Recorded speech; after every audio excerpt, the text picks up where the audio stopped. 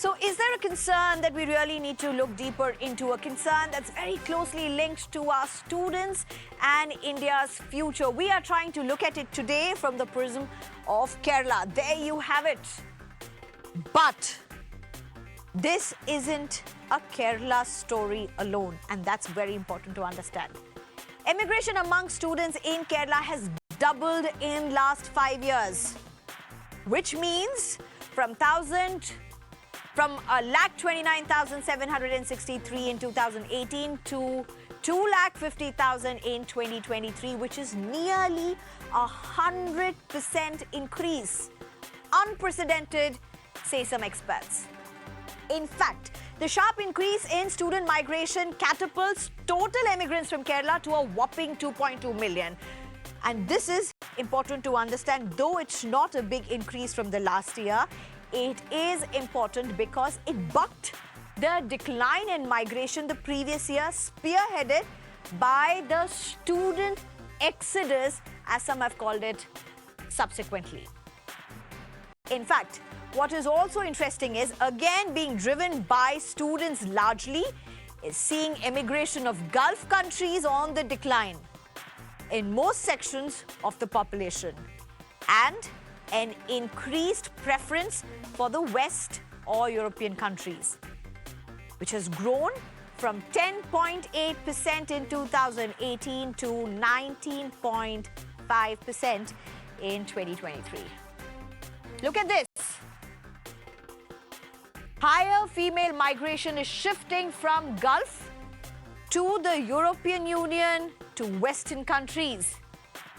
Among non-Gulf countries, UK is a preferred destination. But even today, majority of the return immigrants are from Gulf countries. So here's what an interesting dynamics really looks like.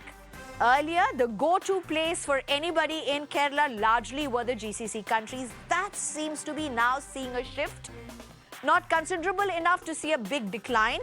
Nonetheless, it's seeing a shift largely led by students who are now looking towards the West and the European countries. Out of the total immigrants from Kerala, students constitute 11.3% of total immigrants. And among Kerala graduate immigrants, look at this, women constitute 71.5% and men 34.7%. Look at that number, women 71.5, men 34.7, and we're talking about graduate migrants or immigrants. It is a 5 million strong global Malayali diaspora. But an interesting fact, Malayalis living outside Kerala but in India are 3 million. Let me break this down again and repeat it to you because this has very interesting aspects to it. And this is also something that we'll be discussing. It's a 5 million strong global Malayali diaspora. But an interesting fact, Malayalis living outside Kerala but in India are 3 million. The opposition has claimed that the Kerala Migration Survey 2023, prepared by the International Institute of Migration and Development and the Gulati Institute of Finance and Taxation in Kerala, shows the glaring loopholes within the state, alleging the brain drain at unprecedented levels, accusing the Pinarayi Vijayan government of ideological paralysis. Interestingly, though, the Higher Education Minister has claimed that the issue is much deeper and much wider and reflective of a global trend. In fact, has gone on to say in the Assembly that students migrating from Kerala are 4% compared to the 31% from across the country. She has said there was a 31% increase in student migration in India after 2018 during the post-COVID phase, with Andhra, Punjab, Maharashtra forming the largest chunk of migrating students. But to look at the larger perspective, let's rewind a bit to revisit the 2023 ACEL report. Many of you must have read this in headlines, followed it up in news. And this explored the educational status of 14 to 18-year-olds in India. largely, it's going to be an immediate impact that this report would have studied. The report revealed that 85.6% of the cohort that are enrolled in schools or colleges have a significant number of youth lacking the foundational literacy and numeracy skills. We are not talking about primary school children.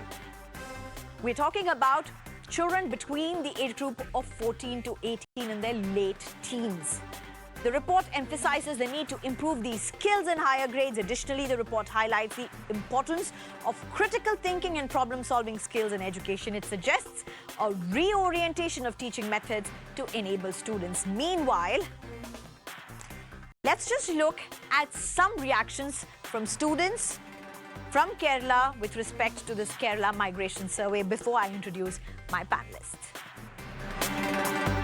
I would say I prefer going abroad because they have better facilities, better courses, better opportunities.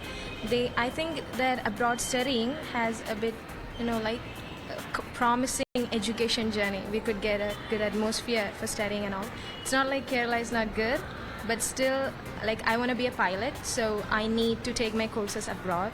And I think personally, I think abroad is good opportunity for. So in Kerala, as we know, there are packages has been increasing. Educational amount and the package and the amount will be lower in the higher countries. So we can go there and affordably we can continue. For my preference, I would say I would go for engineering, and so for that, I prefer going abroad rather than being in India.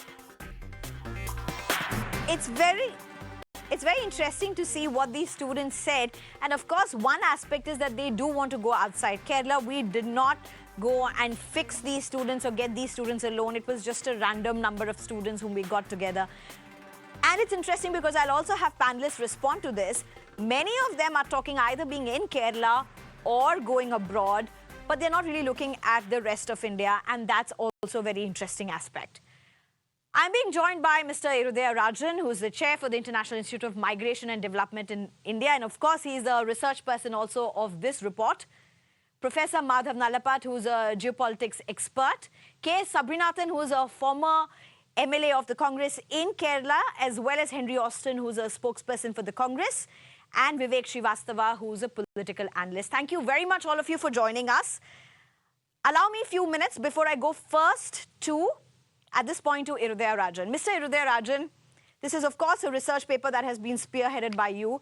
But can I just ask you, when you look at the inferences that are coming out of this, what is the big concern for you, considering the number of students that have increased in terms of the migration numbers from Kerala? But is it a concern or is it a good point as well? How do you look at it from the migration perspective?